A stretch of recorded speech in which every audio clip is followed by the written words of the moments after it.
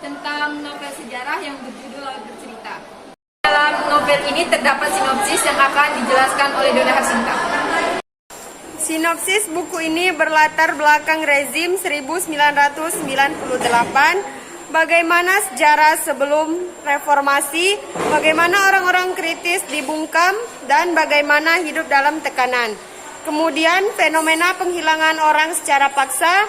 Kejadian tersebut dikisahkan oleh seorang tokoh mahasiswa yang bergerak menuntut keadilan diri sebuah rezim. Salah satunya bernama Biru Laut, yaitu mahasiswa yang tingkat akhir sastra Inggris di Universitas Gadjah Mada yang menjadi tokoh utama dalam buku ini. Struktur novel pada cerita ini akan dijelaskan oleh Dea Permatasari. Struktur novel terdapat orientasi. Dalam bagian ini terdapat pengarang, latar waktu, dan suasana, yaitu kerusuhan pada tahun 1998. Pengarang juga memperkenalkan tokoh-tokoh yang ada di dalam seperti buku laut. Asmara, Anjani, dan keluarga dan teman-temannya yang lainnya. Konflik dalam bagian ini terdapat cerita Biru Laut dan teman-temannya yang ingin memberikan ketidakadilan yang dilakukan pada rezim. Dalam konflik ini terdapat cerita Biru Laut dan teman-temannya disiksa interogasi agar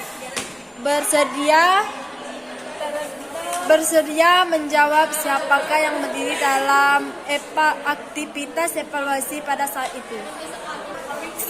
Evaluasi dalam bagian ini menceritakan nasib para akhir tokoh seperti Biru Laut dan teman-temannya meninggal dan ditenggelamkan pada saat itu, serta keberadaan keluarga Biru Laut yang bersedih pada keberdukaan pada Biru Laut pada saat itu.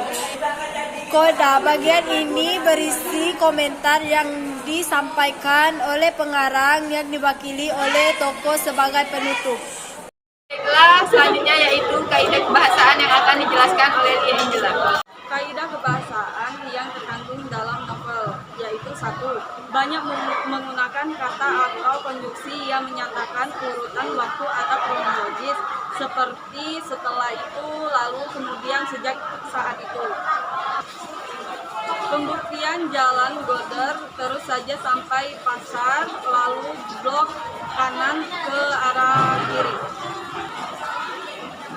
Menggunakan kata sifat atau bahasa deskripsi untuk menggambarkan tokoh, tempat, atau suasana. Pembuktian. Jadi sejak kecil kamu sudah mempunyai jiwa aktivis. Kinan menyela sambil senyum.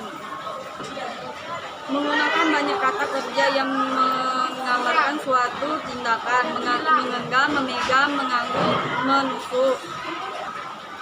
Pembuktian orang yang kita percaya ternyata memang pisau dan masuk punggung kita.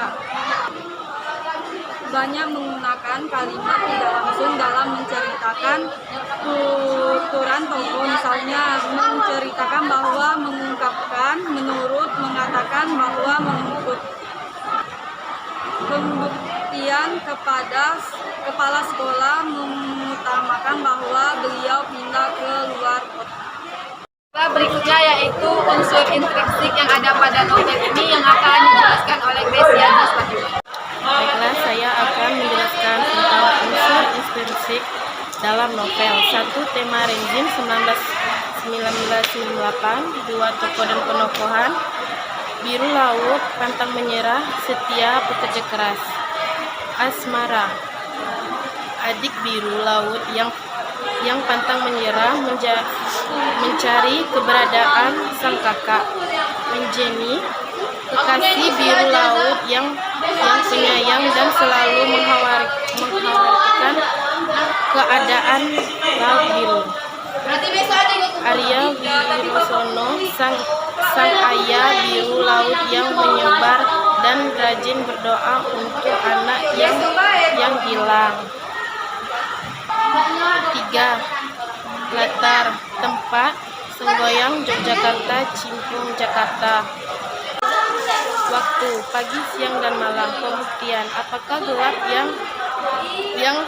yang gelap menjadi pagi yang lama-lama mengurus cobaan matahari?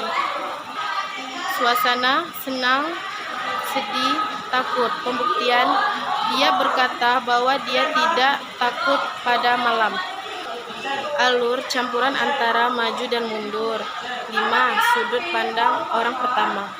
Dan yang terakhir adalah nilai yang terkandung dalam novel sejarah ini, yaitu berupa mengajarkan kita tentang nilai mandiri yang bekerja keras, nilai gotong royong berupa solidaritas, nilai integris berupa setia dan dapat dipercaya, nilai nasionalis yaitu menentang rezim keji, dan juga nilai religius yaitu kepasrahan ibadah.